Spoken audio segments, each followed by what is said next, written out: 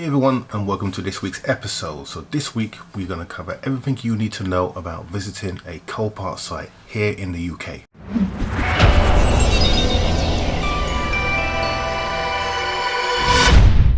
So if you've been looking at some of the YouTube videos of people in the US visiting Copart sites, you will see that it is completely free and they roam around the site and take a look at various different cars at their leisure. In the UK, completely different. If you visit a UK Copart site, you have to book in advance. You can't just turn up, or you can turn up, but if there is no slots available, you could waste your journey. So it's really important that you call up in advance. And last week I took the opportunity to visit the Westbury Copart site, and I had a look at a few cars. So let's get right into it, and I'll show you the procedure that you need to do in order to visit one of the Copart sites here in the UK. Okay, so the first thing that you have to do is you call up and you book yourself a slot. Now the slots, they have various ones during the day. Morning slots, they have about 3, and then they'll have some in the afternoon depending on the site that you go to, so it will be different. So you need to call up in advance and make sure that you understand what their policy is on visiting the site. Then you need to turn up at least 5 minutes before your slot in order to maximize the time. Now each slot tends to be around half an hour in length, so it's important that you turn up early because they won't extend it. Now when you turn up on site, you need to bring some ID, so a driver's license, and you also need to bring your membership number so they can identify who you are. The next thing you need to do is give them the cars that you want to have a look at. You can't just turn up and then just go and visit the yard and take a look at any cars you need. You need to tell them in advance. So in half an hour you could look at 3-4 cars maximum. So choose well. Choose the cars that you want to see, list down the lot numbers, then when you go for your registration, give them the lot numbers, or you can do it if you call up and book your slots. It's very important that you do that. You also need to bring with you a high-vis jacket. If you don't have a high-vis jacket, they will not let you go on site, so that's very important to know. So let's get in. I'm going to show you the videos of the cars that I viewed, and also why it's important, as you may recall in my 5 tips to being successfully when you're visiting Copart sites. So I'm going to bring up the video of the cars that I had a look at, and then we'll talk through some of the processes. Now what will happen is when you get your slot, you'll be met by a driver and he will drive you to where your vehicles are.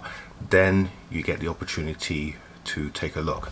Now Copart don't normally like you to film when you're on the site. I filmed this with my iPhone because I think it's important to take as much information, because what you tend to find is that when you go and view cars, you'll look but you won't remember everything you've seen.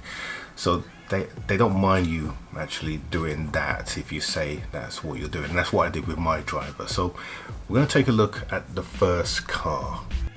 Okay, so the first vehicle that I went to see was this Toyota 2017 GT86, and as you can see, the pictures are pretty good. It shows you a good representation of the car, and there's quite a lot of information in relation to the state of the car. But is it enough for you to make a purchase? Well, on this occasion, yes, it definitely is. But it's always nice to see the car in the flesh. So this is the video of what the car looked like when I went to see it at the actual Copart location. So we'll take a look at that now. Okay, so the car, as you can see, is as we saw in the pictures. So here's me looking at the engine bay now, and clearly I can see that the radiator is missing, and there's the airbox is also missing as well. So that's what we saw in the initial picture. And when I look at the side frame there, the side frame for the wheel there all looks pretty straight. So it seems like the car was stripped at the body shop. Now there's a bunch of components missing there. I don't know, because I don't know these cars very well, but the bonnet was straight and there was no damage on the bonnet.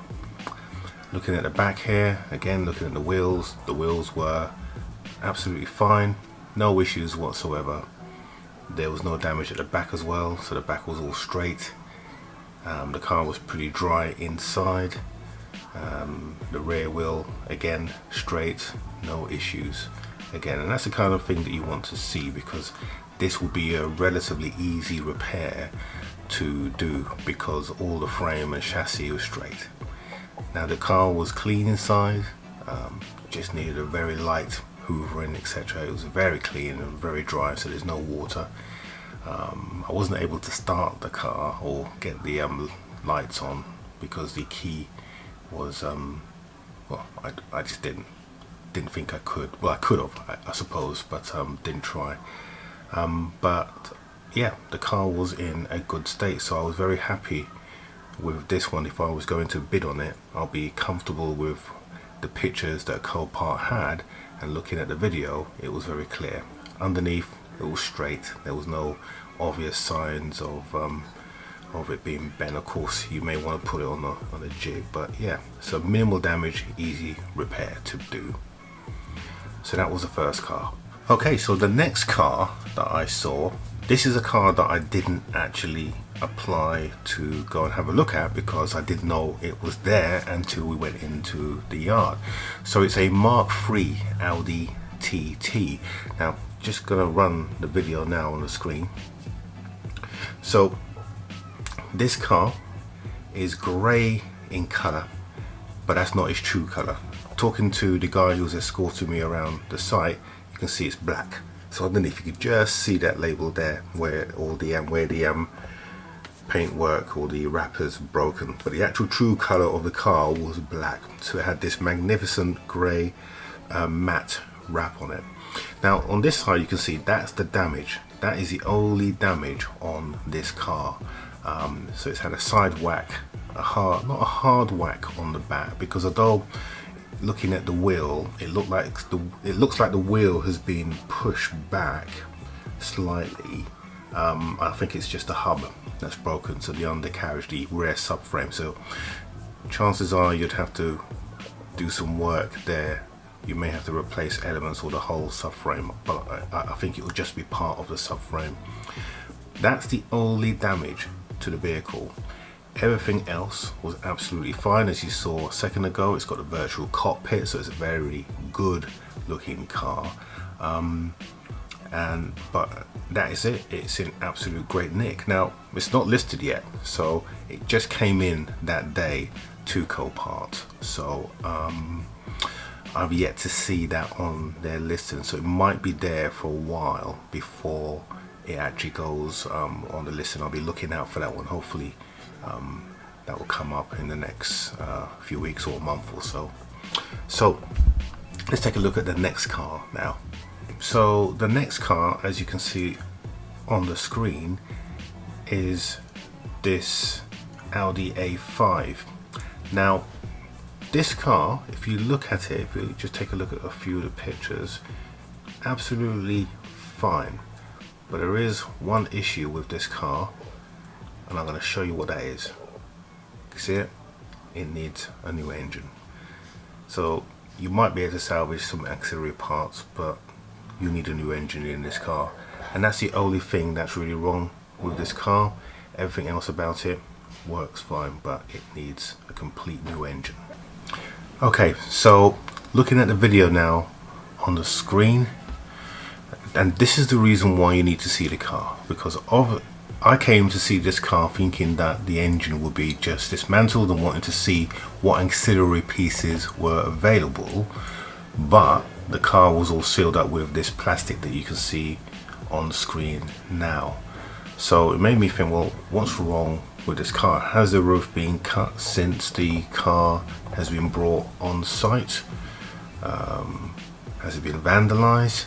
So I asked the guy who I was with if he knew if there's anything wrong with the roof, and he didn't know. So he then kindly took off the wrapping so I can take a look and see the roof. So there's me trying to get into the car, and the car was open, but obviously this tape was stopping it. So this is when I said, well, is the roof cut or on the vehicle? So I think this is the point where he then comes and assists, and we start taking the plastic off the car, because if the roof on a convertible is cut, it's a very difficult job to do. Essentially, if the roof's cut, you got to replace it, and this is no easy task, replacing the roof on a convertible.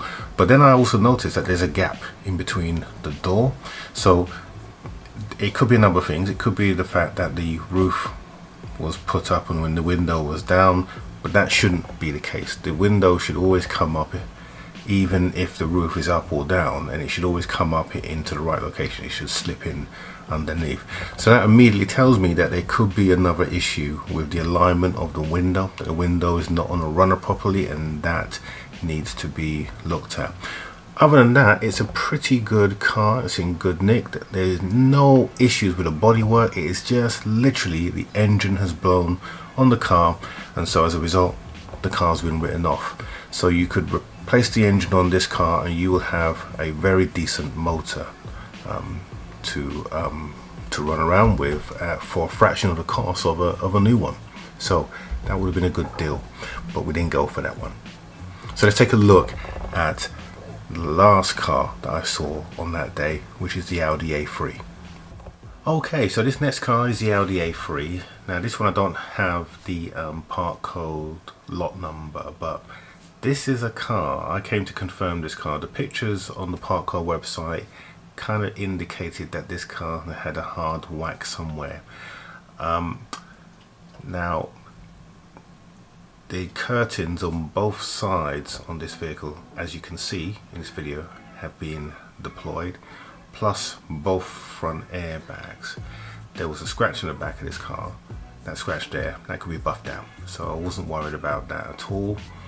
But the fact that the airbags, the curtains had deployed, I have a golden rule, which is if the airbags are deployed, this vehicle has been hit hard, and I won't touch that, because to take the dashboard off, if you look here, both airbags front have gone off, and to take the dashboard off is a real pig of a job, and especially on newer cars where they're fitted so tight, you've got to put them back in the same way, and it's, unless you're skilled, it's an impossible task. Looking at the front corner here, you can see no issues at all, but look at this corner here. So this is where it's taking all the impact. The leg is bent right out, you can see the leg here, and there's all sorts of damage here.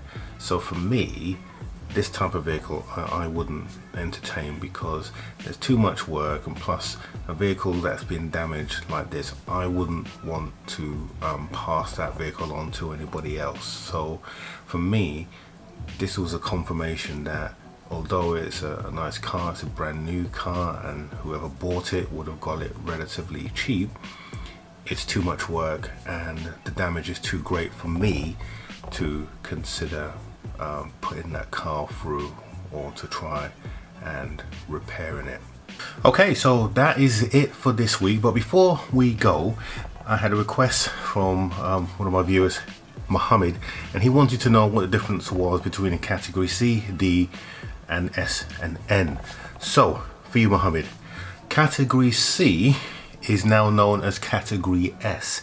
So that is for vehicles that have structural damage, so they've been hit hard and have twisted chassis, or some major issues such as mechanical, the undercarriage is being damaged, and is deemed too expensive for the insurance company to put right. Category D is now known as category N. So category N stands for non-structural, so they tend to be lighter repairs but still deemed to be too expensive for insurance companies to put right. So category S is the new one, so that's structural, S for structural, N for non-structural, and N is the same, is equivalent to D, and S is the equivalent to C. So if you go onto Copart, you will still see C and D's on there. So why is that? Well, those cars were categorized under the old system, which means that they've been with Copart for some time, or they may have been with a garage for some time too.